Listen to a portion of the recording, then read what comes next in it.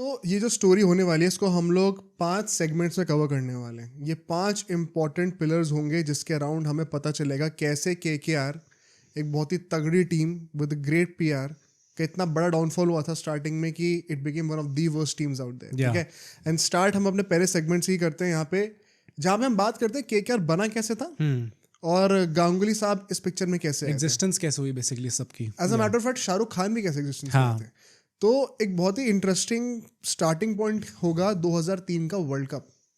अब आईपीएल तो 2008 में आया, 2003 का वर्ल्ड कप हम क्यों डिस्कस कर रहे हैं? क्योंकि मुझे रिसर्च करते हुए ये पता चला कि शाहरुख खान जो है वो of course being a big cricket fan, खुद भी बहुत क्रिकेट खेलते थे वो अपेरेंटली, जब वो उस पोजीशन पे पहुंचे, स्टेटस पे पहुंचे, उनके पास एक्सेस था इतने सारे टॉप सेलिब्रिटीज का। नेचुरली सौरव गांगुली उस टाइम पे इंडिया के कैप्टन थे और शाहरुख खान बॉलीवुड में one of the top actors थे। तो आपस में वो बात होना, कनेक्शन होना बड़ा नेचुरल चीज़ थी। एंड अपेरेंटली 2003 वर्ल्ड कप के टाइम पे जब भी इंडिया मैचेस खेला करती थी और जब भी जीता करते थे मैचेस, तो सौरव गांगुली हमेशा शाहरुख खान हमेशा सौरव गांगुली को टेक्स्ट किया करते थे कि यार बहुत अच्छा कर रहे हो, हार गए तो कि कोई बात नहीं यार, हम तुम्हारे साथ हैं, कंट्री तुम्हारे साथ है।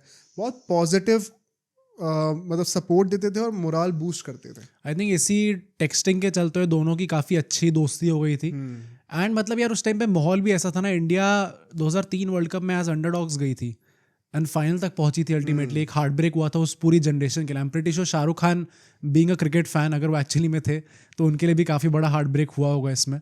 एंड दैट इज़ वाई सब लोग अपना सपोर्ट दिखाना चाहते थे कंट्री को। And being the captain of the team, Sourav Ganguly को स्पेसिफिकली मैसेज करना, आई रियली लाइक दिस जो कि उन्होंने करा है, क्योंकि 100%. उनका वो स्टैचर बन चुका था उस टाइम पे शाहरुख खान का, जिस लेवल पे वो थे, पूरे नंबर्स होना सबके। एंड प्लस मतलब जब ऐसे टाइप के सेलिब्रिटीज आपको सपोर्ट करते हैं, मैसेज करते हैं, तो आपका भी मोरल थोड़ा बूस्ट तो होता ही होता है।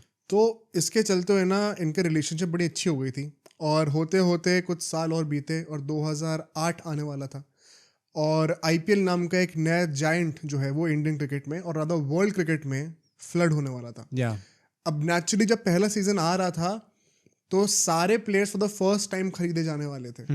तो प्रोसीजर क्या था ना उस टाइम पे, ये भी एक बहुत ही इंटरेस्टिंग फैक्ट है। देखिए ऐसा नहीं हुआ था कि सारे ही प्लेयर्स को ऑक्शन टेबल पे डाल दिया गया और सबको खरीदा गया, क्योंकि हर एक टीम एक सिटी या फिर एक स्टेट को रिप्रेजेंट कर रही थी, बेसिकली एक रीजन को रिप्रेजेंट कर रही थी। तो उनको वहां से एक आइकॉन प्लेयर दिया गया था। अच्छा, icon player basically for example Sourav Ganguly Kolkata के हैं तो कोलकाता में गए, सचिन मुंबई के हैं तो वो मुंबई में गए, युवराज पंजाब के हैं तो पंजाब में गए। धोनी का इसमें अलग केस था क्योंकि धोनी के लिए रांची या झारखंड नहीं था वहां पे।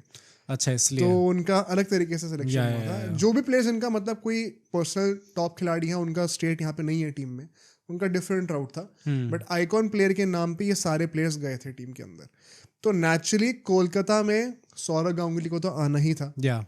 बात ये थी कि कोलकाता के ओनर्स कौन बनेंगे, और ऐसा माना जाता है कि शाहरुख खान, जूही चावला और उनके जो हस्बैंड है जय मेहता, अच्छा उनके हस्बैंड है वो, उन तीनों ने मिलकर जो है 300 करोड़ अप्रोक्सीमेटली 298 to 300 करोड़ खर्च करे थे टू बाय केकेआर इन 2008। अब आज के टाइम पे इन टीम्स की वैल्यूएशन जो है वो 7-8-10 हजार करोड़ अभी जब वो नहीं इतनी नहीं है। अभी जब अच्छा 7,000 करोड़ में खरीदा था। एंड केकेआर इस वक्त currently 3rd highest value team है आईपीएल की।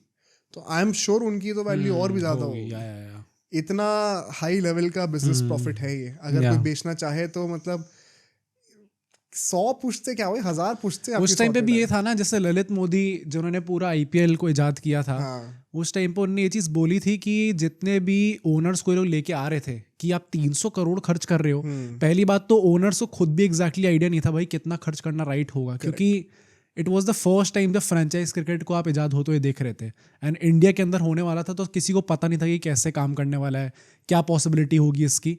सो एक प्राइस डिटरमाइन करना काफ़ी डिफिकल्ट था उस टाइम पे। एंड एक बड़ी इंटरेस्टिंग चीज़ ललित मोदी ने अभी रिसेंटली अपने एक पॉडकास्ट में बताया था कि एज पर हिम, एंड मतलब उन्होंने आईपीएल बनाया है तो आई एम श्योर कुछ तो सच बोल रहे होंगे, but according to him Shahrukh Khan को केकेआर नहीं चाहिए थी।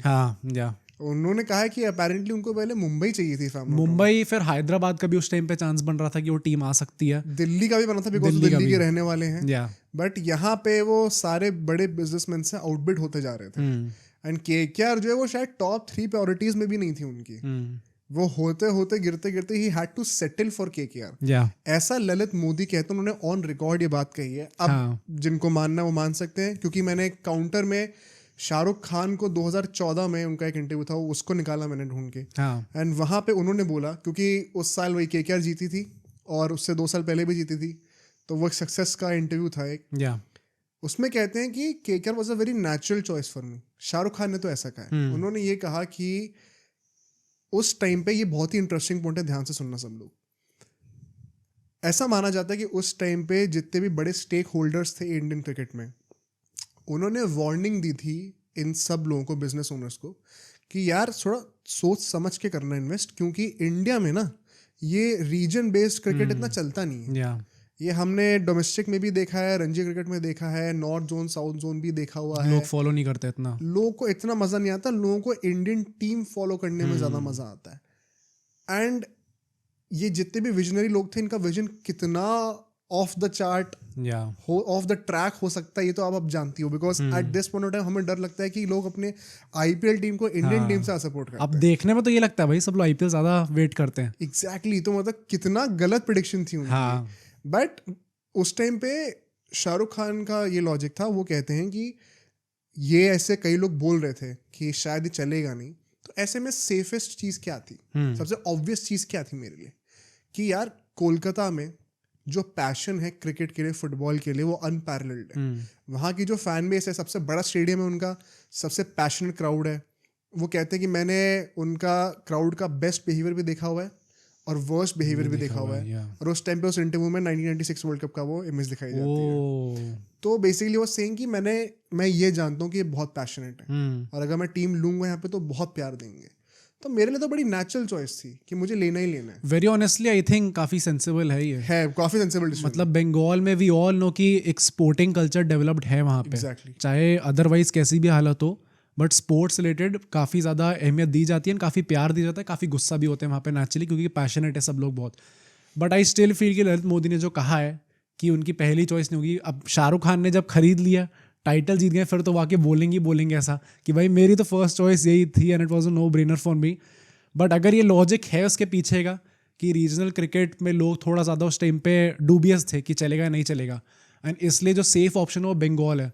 प्रॉब्ली अगर मैं उनकी जगह होता तो मैं भी ये कहता बंगाल भाई सबसे सेफ ऑप्शन। मतलब हाँ, उस लॉजिक से बिल्कुल सेंस बनता है। एंड मतलब टू बी ऑनेस्ट, जिस तरीके से टीम का स्टार्ट हुआ भी था, it was a visionary move by Shahrukh Khan. तो ये तो मैं जरूर कहूँगा। ऑल्दो मुझे भी दिमाग में आता है कि यार ललित मोदी झूठ क्यों बोलेंगे। नहीं, मुझे लगता है सही है भाई। प्रॉब्ली दो ऐसे स्टेट्स नाम पे आते हैं। जैसे एक आप मुंबई कह सकते हो, मुंबई वाले एरिया में लोग कहेंगे यार क्रिकेटिंग कल्चर वहाँ पे बहुत अच्छा है, तो मुंबई ले सकते हैं। सेकंड यार मैं भी बंगाली कहता भाई, बंगाली जनरल स्पोर्ट्स के लिए ही, नॉट जस्ट क्रिकेट फुटबॉल के लिए, इट्स वेरी पैशनेट। सो ये तो उनका कहना था, अब आप डिसाइड करके कौन सही कौन गलत है। बट ऐसे ही जो है पिक्चर में आते हैं शाहरुख खान। एंड जब प्लेयर्स को लेने की बात थी, तो coming back to the icon player Sourav Ganguly को वहां पे साइन किया जाता है 4.37 करोड़ के लिए। अब सोचो अगर एक क्लिप इतनी बढ़िया थी तो पूरा का पूरा पॉडकास्ट कितना बढ़िया होगा। तो अगर आपको इसी क्लिप का पूरा पॉडकास्ट देखना है तो यहाँ पे क्लिक करिए, और अगर आपको ऐसे ही और क्लिप्स बिंज वॉच करनी है तो यहाँ पे क्लिक करिए।